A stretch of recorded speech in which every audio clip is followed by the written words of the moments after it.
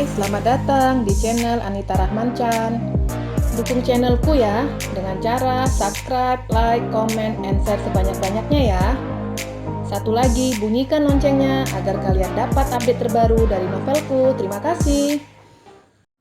Hope episode 23. Zira memutar arah mobilnya ke apartemen Sultan Haki, melajukan mobilnya dengan sangat kencang. Sesampai di lobi apartemen, dia menghubungi pria itu. "Saya ada di lobi apartemen kamu," ujar Zira. "Oh ya? Naiklah Zira, apartemen saya ada di lantai 3, number 78, ujarnya. Zira masuk ke dalam lift dan memencet lantai apartemen Sultan Haki dan mencari nomor 78 di lantai itu. Menekan bel pintu dan tidak berapa lama pintu dibuka oleh penasihat Sultan Haki. "Saya senang awak datang." Pria itu ingin mengecup dahi calon istrinya, tapi Zira mundur beberapa langkah menghindar. "Oh, oke," ujarnya senyum. "Ada apa, Zira?" tanyanya pura-pura tidak tahu. "Kenapa kamu mengirim orang untuk mengikuti saya?" Zira menunjukkan plat mobil yang ada di ponselnya. "Awak bertenang, Zira. Lebih baik awak duduk. Saya akan jelaskan kalau awak ada tenang," ujarnya. Zira menghela nafasnya dan memilih duduk di depan pria itu. "Maaf karena saya mengirim orang untuk mengikuti awak. Saya melakukan ini karena khawatir dengan keadaan awak. Apalagi sebentar lagi kita menikah.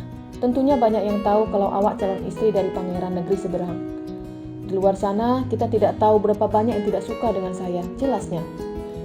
Zira mengerti dengan keadaan yang sekarang dialaminya. Dia akan menikah dengan anak seorang raja, dan mulai sekarang harus selalu dikawal. Ponsel Zira berdering. Dia mengangkat panggilan itu, dan di atas meja terdengar suara Zira yang sedang menjawab panggilan. "Apa itu?" tanya Zira dan berjalan ke arah meja. Di atas meja ada sebuah benda berwarna hitam. "Apa, Nona?" sahut Koko yang ada di ujung ponselnya. Dan suara Koko juga terdengar melalui benda berwarna hitam. "Kamu menyadap ponselku?" Zira menuding Sultan Haki. Tidak Zira," ujarnya gugup. "Lalu ini apa?" teriak Zira dan melempar benda berwarna hitam ke lantai. "Zira, akan saya jelaskan." "Tidak perlu jelaskan apapun," Zira menuding Sultan Haki. "Belum menikah kamu berani mengekangku." Zira melepas cincin yang ada di jari manisnya. "Zira, jangan seperti ini. Ya, memang saya menyadap telepon awak. Karena dari kemarin awak tak fokus dengan saya, hanya fokus ke telepon milik awak. Apa salah kalau saya ingin tahu siapa yang awak tunggu?" "Salah. Yang kamu lakukan salah." Zira berlalu pergi meninggalkan apartemen itu dengan perasaan marah. Sultan Haki bingung. Baru 2 hari resmi melamar Zira, dan sekarang hubungan mereka berakhir hanya karena sikapnya yang terlalu overprotective ke Zira. "Pangeran, macam mana sekarang?" tanya penasihat. "Masalah ini jangan bagi tahu raja. Saya akan memohon kepadanya untuk tidak memutuskan hubungan kami." Pria itu bergegas meninggalkan apartemennya. Zira telah tiba di kantor pada saat siang hari. Wajahnya masih terlihat marah atas sikap Sultan Haki. "Panggilkan Kevin," titah Zira ke Koko. Tidak berapa lama Kevin datang ke ruangan Zira. "Besok kita berangkat ke sana," ujar Zira. "Baik kalau begitu," sahut Kevin yang memperhatikan cincin di jari Zira.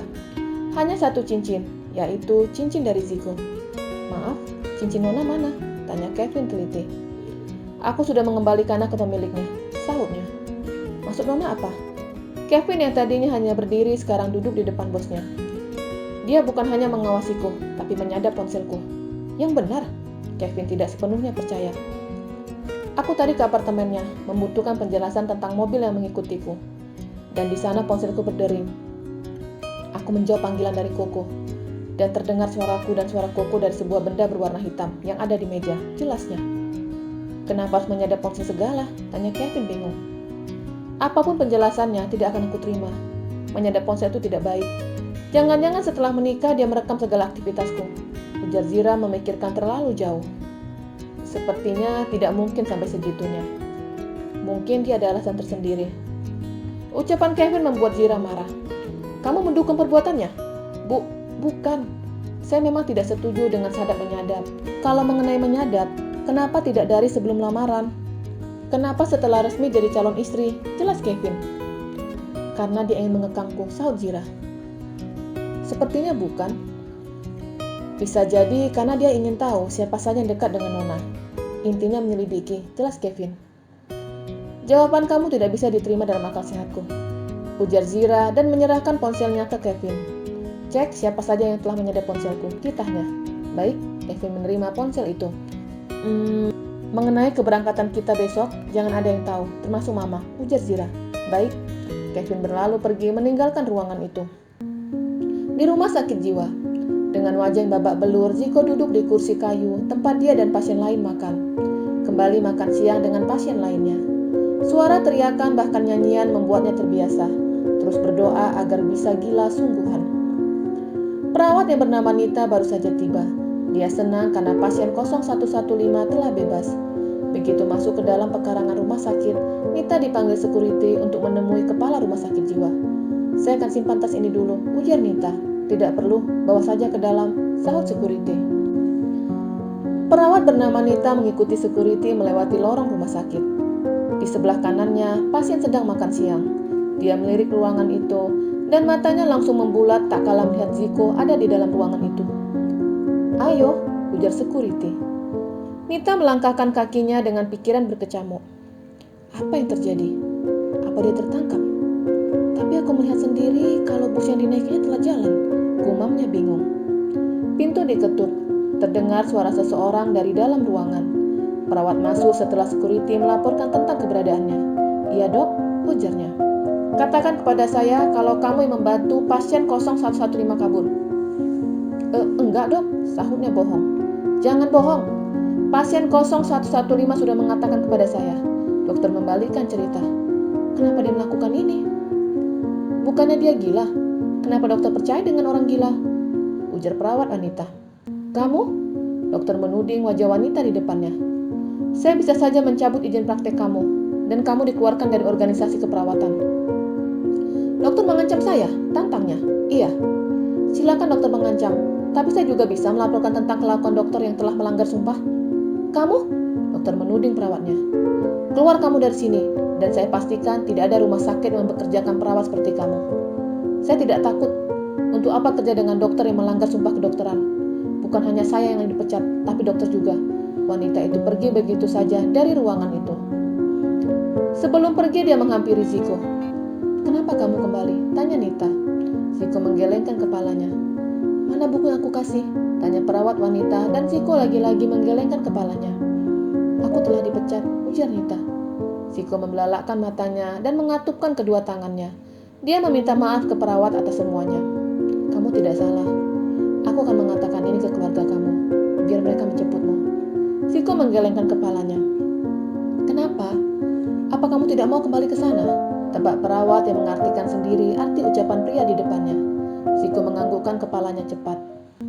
Aneh, kemarin kamu ingin keluar dari sini agar bisa bertemu dengan keluargamu. Tapi kenapa sekarang tidak mau? Tanyanya bingung. Apa mereka tidak mengenal kamu? Atau mereka tidak berbuat baik kepadamu? Ziko lagi-lagi menggelengkan kepalanya. Aku tidak mengerti dengan maksud gelengan kepala itu. Perawat bingung. Aku harus pergi. Sekarang security telah datang ke sini. Hati-hati. Aku berharap kamu selalu kuat dengan perlakuan dokter dan perawat itu. Ujarnya dan pergi berlalu meninggalkan rumah sakit itu untuk selamanya. Sore hari, Zira baru tiba di rumahnya. Seharian terus berkutat dengan pekerjaan yang menumpuk. Di dalam rumahnya dia melihat Sultan Haki dan Nyonya Amel sedang duduk di ruang tamu rumahnya. Zira, duduk sayang, ujar Nyonya Amel. Zira duduk di sebelah wanita parubaya itu. Mama sudah mendengar penjelasan dari Sultan Haki, dari penyadapan sampai masalah mobil yang terus mengawasi kamu, ujar Nyonya Amel. Zira masih menunggu kalimat apa yang akan diucapkan mertuanya. Menurut Mama, sikap Sultan Haki hanya bentuk rasa tanggung jawabnya kepada kamu, jelas Nyonya Amel. Tanggung jawab? Zira menggelengkan kepalanya. Itu bukan tanggung jawab, tapi itu mengekang, seru Zira marah. Zira, maafkan saya. Semua yang saya lakukan salah. Tak seharusnya melakukan hal macam tuh, ujar Sultan Haki sedih. Apapun penjelasan yang kamu berikan, aku tidak peduli. Hubungan kita berakhir, suruh Zira tegas. No Zira, saya mohon jangan. Sultan Haki bersimpuh di bawah kaki Zira. Angkel kenapa Mama? Tanya Zen yang baru masuk ke dalam ruang tamu, ingin menghampiri mamanya. Zira tidak menjawab, dia segera beranjak dari tempat duduknya. Angkel kenapa Mama? Tanya Zen lagi. Angkel tidak akan jadi papa baru untuk kalian, sahutnya. Tapi kenapa, Ma? Tanya Zen tidak mau. Karena Mama tidak mau, sahutnya. Zira, jangan seperti itu. Sultan Haki sudah mengakui kesalahannya. Dan kamu masih tetap keras kepala. Nyonya Amel marah. Zira menatap wajah wanita parubaya itu. Iya, aku memang keras kepala. Jangan paksa aku, Mah. Zira menekan intonasi bicaranya. Mama tidak suka dengan sikap kamu. Dia pria yang baik dan cocok menjadi papa untuk anak-anak kamu. Kalau memang dia baik di mata Mama, kenapa bukan Mama saja menikah dengannya? Sahut Zira.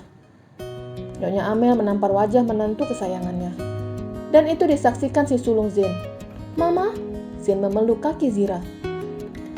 Mama menamparku hanya demi pria ini, suruh Zira menunjuk Sultan Haki. Maafkan Mama sayang. Nyonya Amel menangis penuh penyesalan.